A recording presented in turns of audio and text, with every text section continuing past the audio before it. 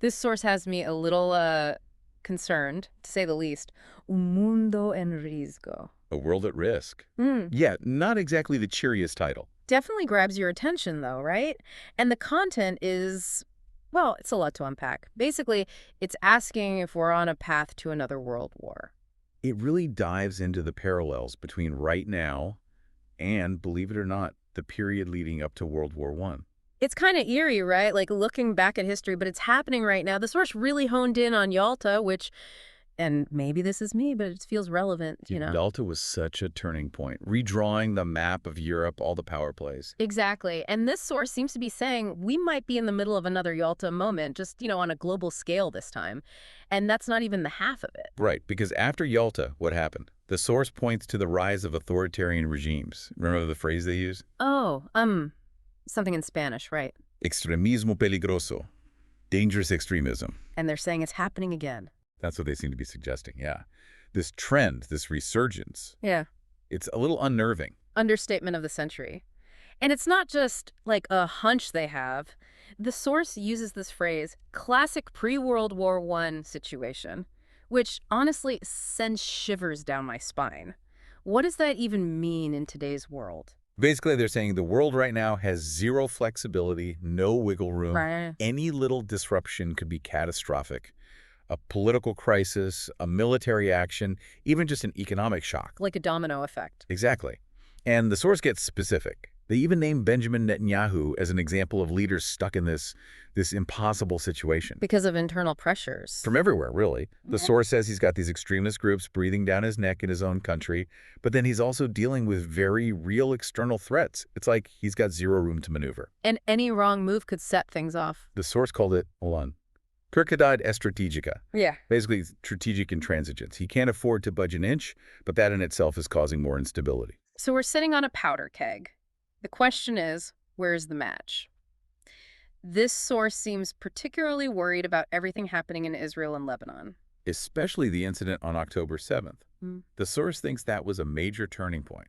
They say it's being used by all sides to push their own agendas. And then, of course, you've got Iran launching over 200 missiles into Israel as a response. Things escalated very quickly. This source doesn't hold back.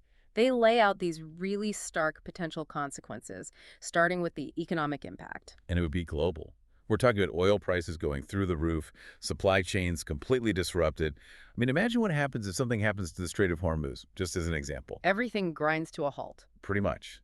The global economy would be in shambles. And then there's that phrase, the one, domino effect. Yeah. Always gets me. So where does the source see this thing spreading? Well, they point to Hezbollah. They're not at their strongest, that's for sure. But they're still a major player. Exactly. And then there's Russia.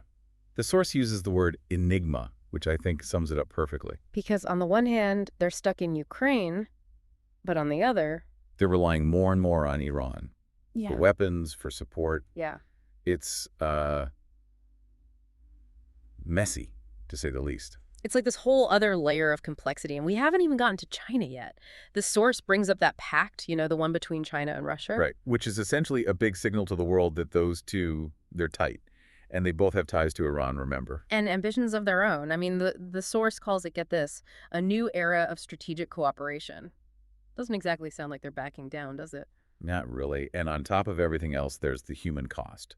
The source talks about the potential for mass displacement. Millions more people displaced. It's hard to even wrap your head around. And it's not just the immediate crisis, right?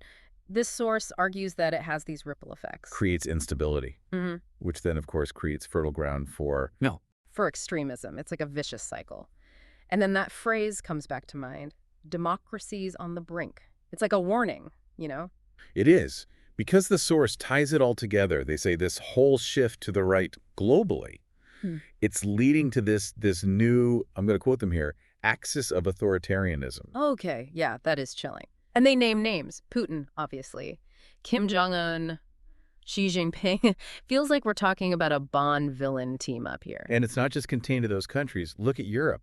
The source brings up Orban in Hungary. Right, and it's not just him. Germany, Holland, even Finland, Austria. It's like this creep, this rightward drift that's happening everywhere. And the source seems to be saying that it's a huge part of the problem, this global shift towards more extreme ideologies. It really makes you wonder, are we just doomed to repeat history? Like, is this just human nature playing out on a loop? It's a scary thought.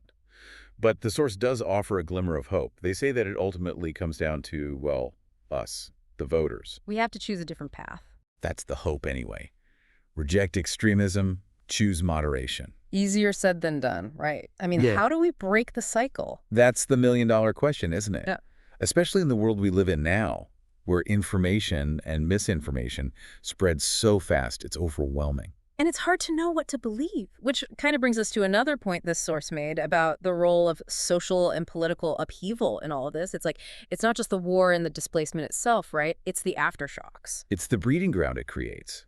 The source is saying that all this upheaval, it makes people scared. And when people are scared, They're vulnerable. exactly, vulnerable to these, well, let's be frank, these extremist ideologies. The source makes a good point about how these groups, they latch onto these anxieties, about cultural change, about the economy, Scapegoating. always. It's easier to blame someone else than to face these complex issues head on. And that's how it takes root, in places where you wouldn't expect it to. Makes you think about that phrase again, democracy is on the brink. Right, because the source makes it clear this isn't just like a far-off problem. It's happening everywhere, even in places that on the surface seem really stable. So what do we do? I mean, is there any way out of this? Or are we just headed for another major conflict? Well, the source seems to think we still have a choice. They actually put a lot of emphasis on, get this, informed citizens. As in, that's the solution. It's part of it, they argue. Being critical thinkers, questioning what we see and hear. Because that's how these narratives spread, right? No. If we just accept things at face value. Then we're part of the problem. In a way, yeah. This source is really pushing this idea that we need to be more discerning, less willing to just go along with the crowd. It's about being engaged, right? Paying attention. Exactly. Well, that's what we try to do here, I think. At least that's the goal. To look at these complex issues, to have these conversations, even if they're uncomfortable sometimes. And to hopefully learn something along the way. Exactly, because the world is messy and the choices we make, they matter. To our listeners, I guess the takeaway here is stay informed, stay engaged, and I guess try to stay hopeful. That's all we can do. That it is. Until next time, everyone, keep asking the tough questions. We'll see you on the next deep dive.